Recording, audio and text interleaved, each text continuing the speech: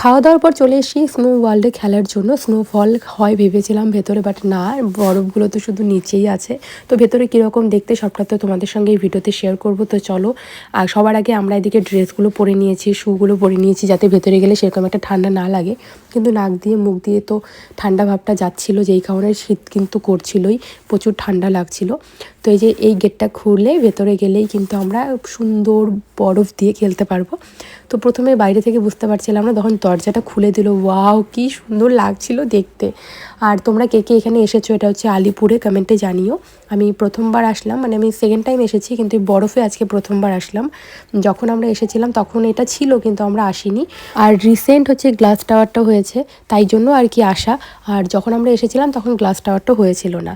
তো এখানটায় তো আমরা বেশ মজা করেছি, ভীষণ এনজয় করেছিলাম ভাগ্নি আর আমি। আর বাবু আসেনি, তোমার দাদাভাইও আসেনি। অ্যাকচুয়ালি ভাগ্নিকে তো একা পাঠানো যেত না, যেহেতু ছোটো মানুষ, ভিতরে কীরকম সেটা জানতাম না। তাই জন্য ভাগ্নির সঙ্গে আমি এসেছি। তোমার দাদাভাই বলছিল বাবুকে নিয়ে আমি থাকি, আমি বলছিলাম তুমি যাও।